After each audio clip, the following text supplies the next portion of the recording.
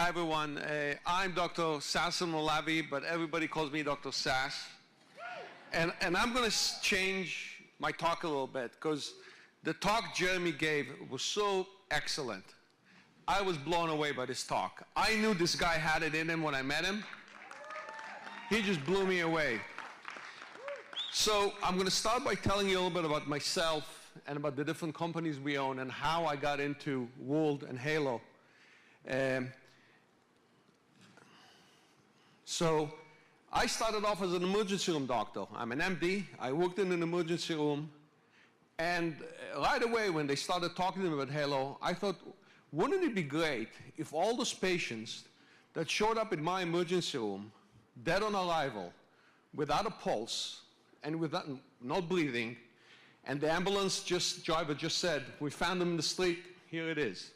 Wouldn't it be beautiful if they had a device that would tell us what was the cardiac rhythm 2-3 hours, 3-4 days before they showed up in my ER? Did they have some kind of arrhythmia?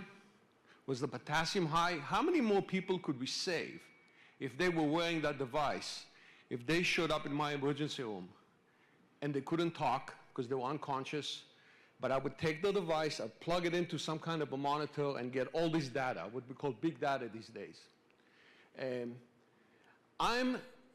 I started out in emergency medicine, but I was fat. I was obese, actually. And I started a journey in weight loss, eventually became board certified in bariatric medicine, which is weight loss medicine, and also in anti-aging medicine. And my journey in medicine really took me into business and not the other way around. I started a company called Smart for Life, where we produce healthy products that are low in sugar, high in protein, high in fiber, and we've been doing very well with that line. And I really believed in delivering food and nutrition would be key to making people living healthier and better lives.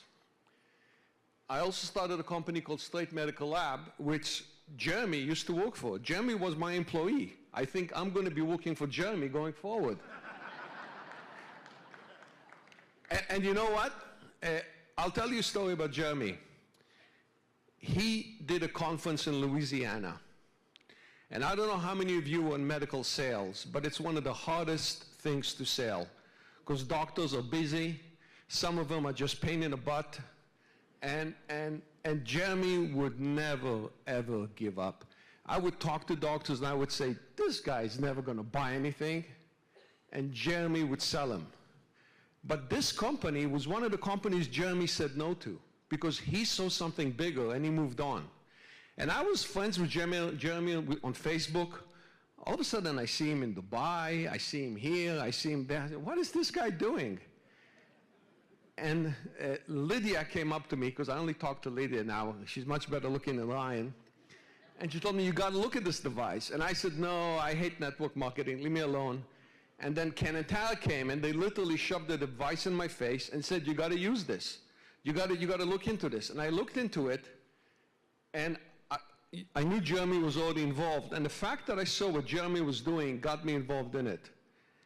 And this device is revolutionary. I don't think any of you understand what's happening in the world right now. There is a revolution in the world happening right now, and I'll talk to you in a few minutes about it. And the revolution is that what's happening is that things are going to change very quickly in the next 10 to 15 years. We are going to have self-driving cars. 10% of men and women right now drive for a living. They will lose their jobs because self-driving cars are coming, okay? The other thing that's going to happen is that when I'm in a nursing home, a robot is going to change my diapers, okay? That's what's going to happen. I know some of you think it's crazy. That is what's going to happen. And in the next 10 to 15 years, the era of you sitting down with your doctor and giving him a long history which gives a few data points, is going away. Everybody will have wearables. They will have huge data points that will be delivered to the doctor. The doctor will know your blood pressure, not just when you walked into the office, but for the last month, 6 months or a year, how you felt, how you ate. your blood glucose level, I don't think you guys realize how big that is. That is not just for diabetics. 50% of you in this room are insulin resistant. 50% of you in this room eat too much sugar. 50% of you in this room need to have your blood sugar monitored. You want to know, can you imagine when you're having a meal, and at the end of that meal, you get an alarm, and your guardian gets an alarm, and maybe your doctor gets an alarm that your blood sugar went too high, even though you're not a diabetic, but you just pigged out and had too much sugar? Is that going to change your behavior? Do you think you're going to wake up the next day and say, well, maybe I shouldn't eat that again? Well, that's happening. And you're part of the technology that's going to do that. So you have to understand that this is just much bigger than diabetics. Yes, diabetics are going to benefit. But how many people are going to be prevented from getting diabetes because we will be able to tell them, guys, your lifestyle is wrong. You're too sensitive to sugar. And you will be able to know which foods work well for you and which foods don't, the quantities. This technology is going to make this possible. And it's actually much greater than this. Because we are going to be using wearables for something else. Jeremy's daughter may live to 200 years.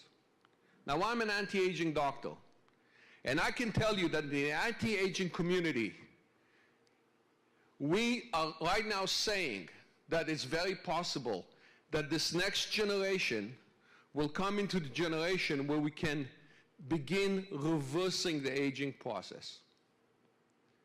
It's there. In fact, me, Ken, and Tara, one of our confold, Dr. Klatz, was one of the heads of the Anti-Aging Association, and he told us that he reversed his mother's age with new technology by 10 to 15 years in a one-year period. And he had the biomarkers to do it. So you think this is not tied in to that technology? This technology is tied into anti-aging, because if I can know your blood sugar, if I can know your toxins, if I can know your hormones, and I can know what you're being exposed to, if I can know your mood, if I can know your free radicals, and there are already sensors out there that measure free radicals that are going to be added to this technology as we go forward, we will be able to use nutrition, good medicine, cancer prevention, lifestyle changes, and wearable technology to take this generation, my son's generation, and Jeremy's daughter's generation, and don't be surprised if they will live till 200 years. It's coming, folks. All right? And I can tell you that when you go to anti-aging conferences, they don't talk about it like something far away in the future. They talk about it something that's happening in the next 10 to 15 years. Cancer is being beaten. Heart disease is being beaten. All those diseases are related to lifestyle. This device is the best lifestyle intervention tool I've ever seen, by far. This is it, and I'll tell you a few stories in a few minutes.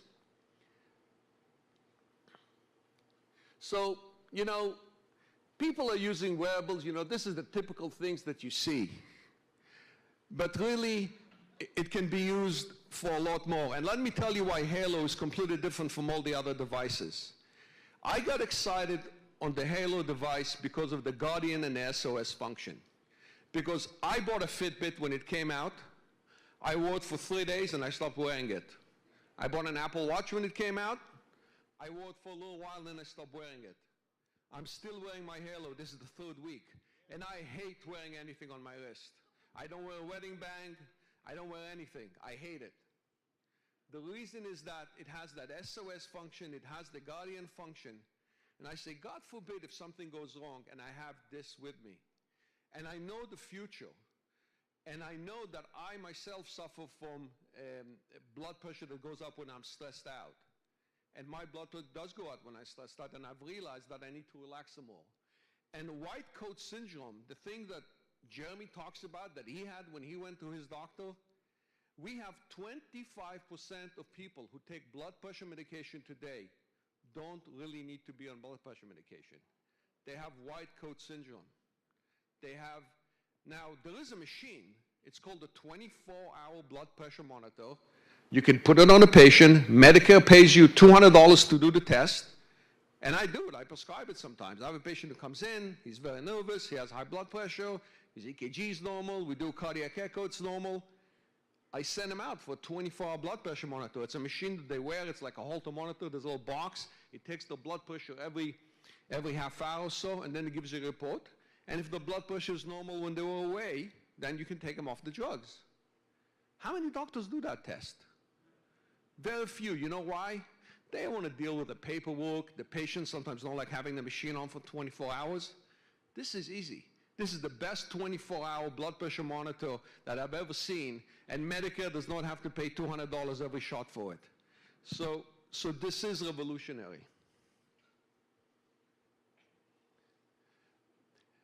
One of the biggest things that's going to happen right now is electronic medical records and wearable technology are going to come together. I bet you that in the next year or two, this company is going to link up to an electronic medical record. So when you come to the office, or you can download it at home, your doctor can get a lot of data about you right in your medical chart. And let me tell you why big data is so important. And I want to explain big data to you, because I don't think people understand what big data is. There's two types of big data. Big data for an individual. So when you go to a doctor, he measures your blood pressure, has an EKG, maybe does 50 different blood tests on you, right? And maybe a few other parameters. So there are 70 data points. Your hemoglobin, your cholesterol, just you can add them, 70 data points. Do you know how many data points are really in your body? Do you know how many different measurements we have to do in order to find out the health of an individual? Somewhere in the range of 1,000 to 10,000. No doctor brain can process all that information, ever. This is going to have to go to artificial intelligence, and the data points that are coming are going to have to come from a wearable device. And don't be surprised if these devices get a lot more sophisticated, with something maybe embedded in the skin that transmits out, that measures much more sophisticated measurements. Those data points have to be delivered to the doctor so that the doctor understands all this information and gets a very simple summary based on these thousands of data points. So that's one type of big data from an individual. Then there's big data from a big community. Imagine a city all of a sudden has a flu epidemic. Well, if we are collecting data that is HIPAA compliant, meaning we're not collecting the patient's name and information, we'll find out that all of a sudden 15% of the population has developed a fever. Well, that's an alarm. We will know that a flu epidemic is beginning before it ever begins. This also can help us in other diseases, where you have a whole bunch of people who can give you early signals on something happening in the population, a certain poison, a certain toxin, anxiety, if there's some issues in the population as well. So we know that these devices are here to stay, period. All right? If you think this is a fad, it's not. If you think this is in the early infancy of what's happening in the medical devices, the problem is that I'm a doctor, and doctors have not woken up to these devices. They still don't understand what they do. You sitting in this room obviously have. So you're ahead of the game, and you really are pioneers. This device that you are wearing right now and talking about should really be on everybody's wrist in this country in the next 5 years, because those data points are so important, and you will make it happen.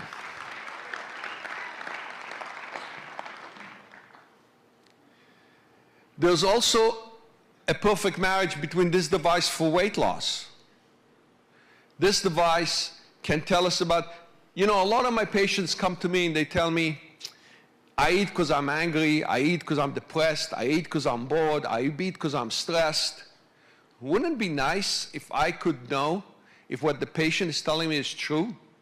That would differentiate between the patient who just tells me that and the patient who doesn't tell me that. Wouldn't it be nice if I can tell the patient, hey, you visited McDonald's twice in the last week? All right. This is going to happen because this device will have geographic, apps are going to be created. This is why the App Store that this company has created is revolutionary, because an app will be created that will tell you when did the patient eat, where did they go, and the doctor can put warning areas. You know, McDonald's, don't go there. I'm going to get an SOS. I'm going to get a Guardian alert. It's going to happen.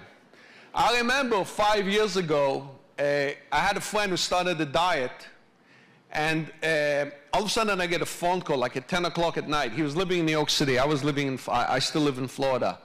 And he says, I'm outside of a pizza place. Talk me out of it. And I go, what? He goes, I'm outside this pizza. I'm going to have a pizza. Talk me out of it. I said, don't go. Just leave. Go for a walk. Go have a protein bar. And he did. I would love to be able to do that automatically, electronically. People want that. People want to be talked out of it. People want to be talked out of eating bad. These devices will be able to do that.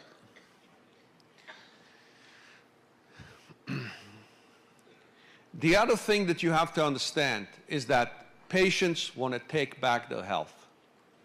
Patients, and the reason patients want to take back their health is because medicine has gotten so sophisticated and medicine has become so patient-driven, meaning that we know that if you don't smoke, if you don't drink too much alcohol, if you eat correctly, if you exercise, if you keep your weight down, we know that those are the things that really lead to longevity.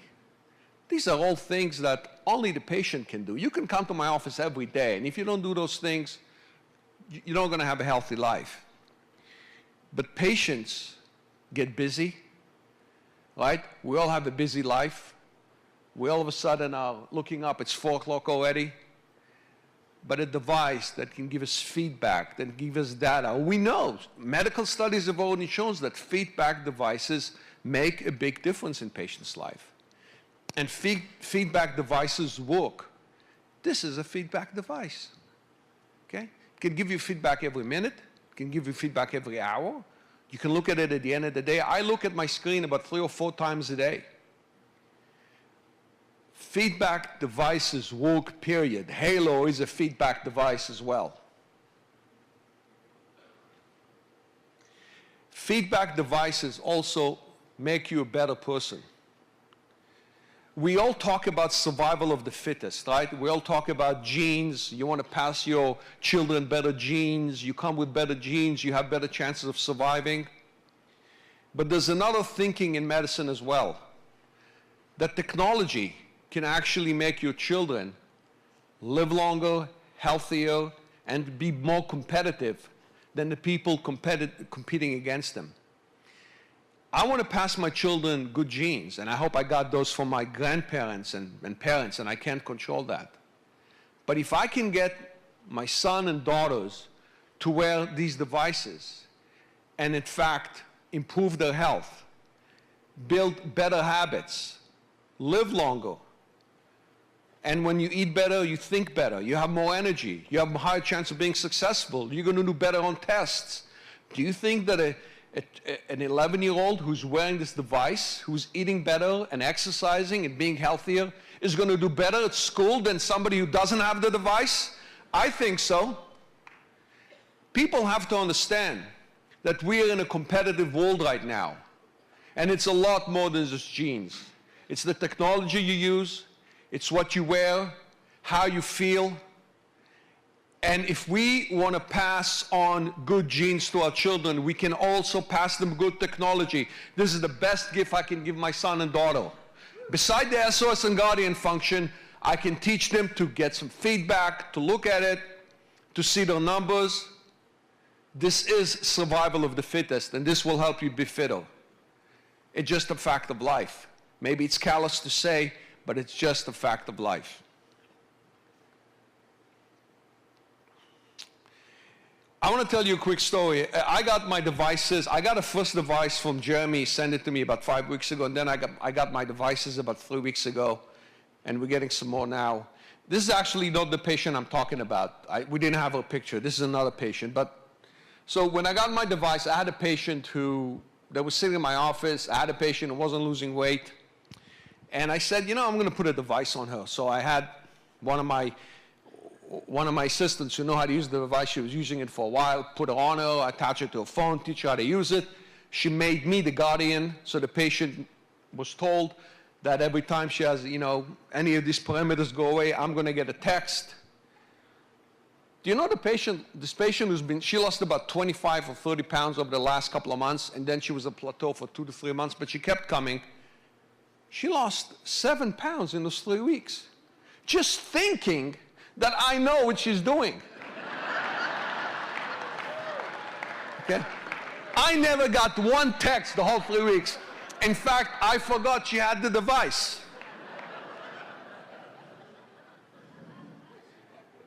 So the fact that I'm getting a lot more. In fact, I got 5 to the office. They just arrived the other day. We put it on a few of the people in the reception. If the patient knows that information is being transmitted back to the doctor, do you think that's going to change behavior? If your son and daughter know that information is being transmitted back to you, and they agree, do you think that's going to change their behavior? I think that this patient really, and she was the only one I put it on so far, because I didn't really want to put it on because we didn't have limited devices. But I know that if we put it on 10 patients, 7 to 8 will be successful, which in medicine is a very high success rate. The FDA just wants a 20% difference between a placebo and a non-placebo drugs. So if we can show 70%, they'll be very happy.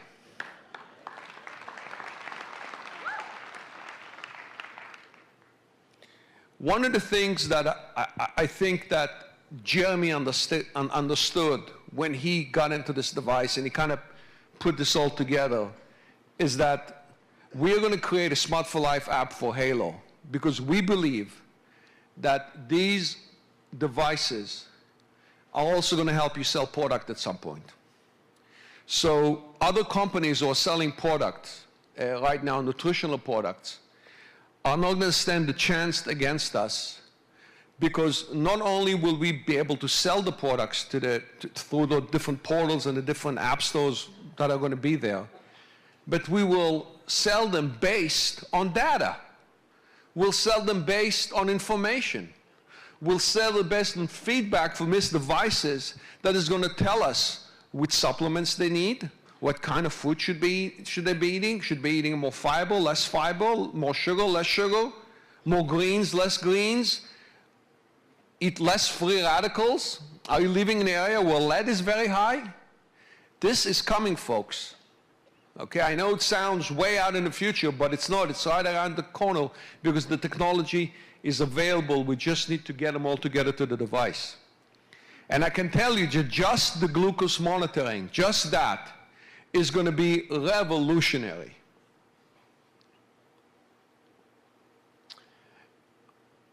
I want to do a quick service message here. How many of you have a family doctor? How many of you go see a doctor once a year? All right, well, the ones of you don't, go get your physical exam. Okay, it's important. And the ones that do, next time you go to their office, take an iPad with you, take your iPhone with you, and play them the video. Just play them the video. Ask for the text and send them the text. I'm asking you to sell. I want your doctors to be exposed to this device. And for the doctors who are interested, ask them, they have 2,000 to 3,000 patients in the database, to send a simple email out and bring this information to their patients. Not only will you be making a lot of money, because you should be signing a hell of a lot of people. But you also be doing a public service, because you have no idea how many people's lives you're going to improve by just doing that simple thing. So walk into the office, wear the device, and as you're filling the forms, tell the receptionist, hey, can I show you something? It's really exciting, and play them the video. Don't be embarrassed. Don't think, oh, it's a doctor's office, I can't do that. Doctors need to be exposed to this. And you need to get it done. I just want to add one other point. I want to make sure I didn't miss anything.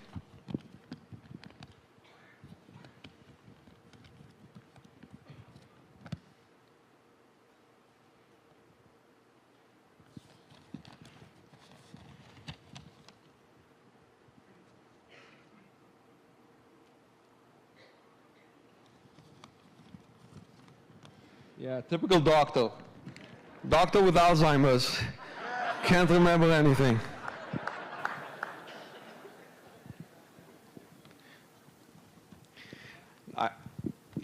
So, in closing, I want to thank Jeremy for introducing me. I really want to thank him and all our staff to what we are. I want to add that I really didn't need to do this. The company is very successful. I live on the water. I had a 50-foot boat. I sold it because nobody ever used it. It was like a pit and it was like a hole in the water. But anyways, I'm here because I believe that this is the greatest opportunity I've ever seen, period. Period. And